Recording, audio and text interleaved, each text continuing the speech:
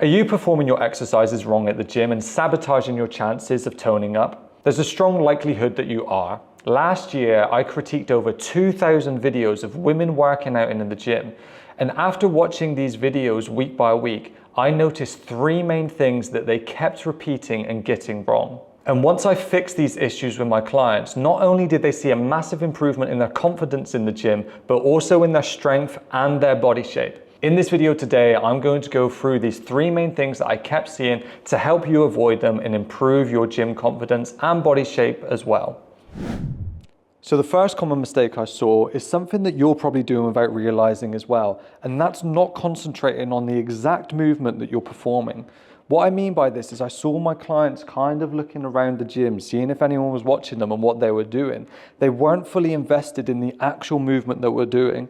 And maybe they were just thinking about moving the weight just up and down. Like this looks like I'm doing the leg press now, right? But there's a difference between me doing it like that and then fully immersing myself into the exercise itself. What you want to be thinking about doing during your exercises is make sure that you're really focusing on keeping the tension in your muscles, getting a nice little pause at the bottom, and then really think about contracting your muscles to push up to that top point. When you start putting your mind into the movement more and really concentrating on feeling those muscles work and contracting to get you through the movement, I promise this will take your results to the next level and it will make you feel it a lot more in those attended muscles.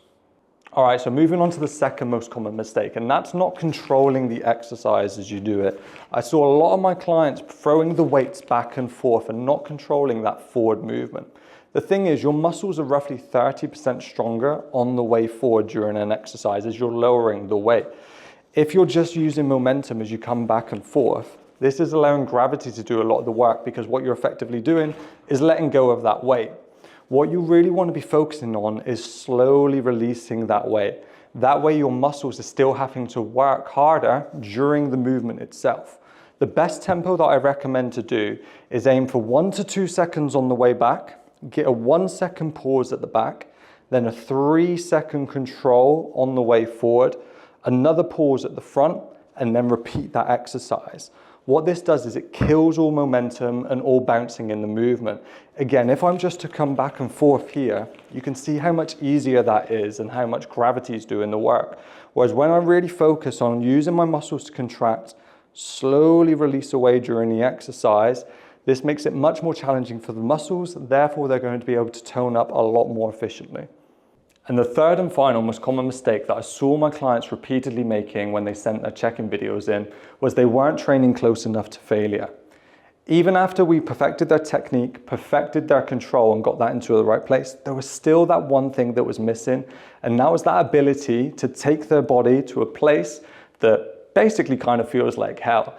What we're looking out for when you're training towards failure is if you can get to the top of the movement in one smooth movement still, and it's kind of looking similar to the first rep, then you're not training hard enough. What we need to be seeing is your form starting to break down and you're really struggling to get to the speed of the movement that you were before.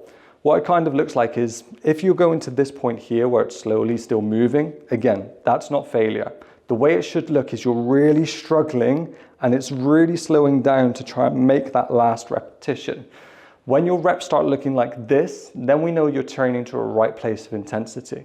Now, this is something that I see across the board when it comes to women training, and it's not to a lack of weakness or anything like that. I believe it just strongly depends on confidence levels.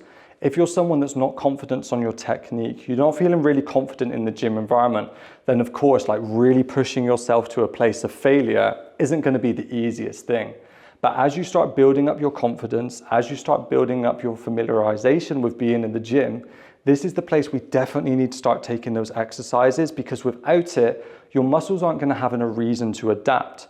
That's what we're trying to do when we're in the gym, and that's how we tone up. We're trying to give our muscles a reason to basically think like, holy shit, I don't want to go through that much pain again. I need to try and adapt and get stronger towards this. So therefore, I need to build a little bit of muscle. Whereas if you're not taking them to a place where they're like screaming, then again, they don't really see anything that they need to adapt to. So when it comes to your next training session, start training closer towards failure, and this will make a massive difference and really help you take your results to the next level.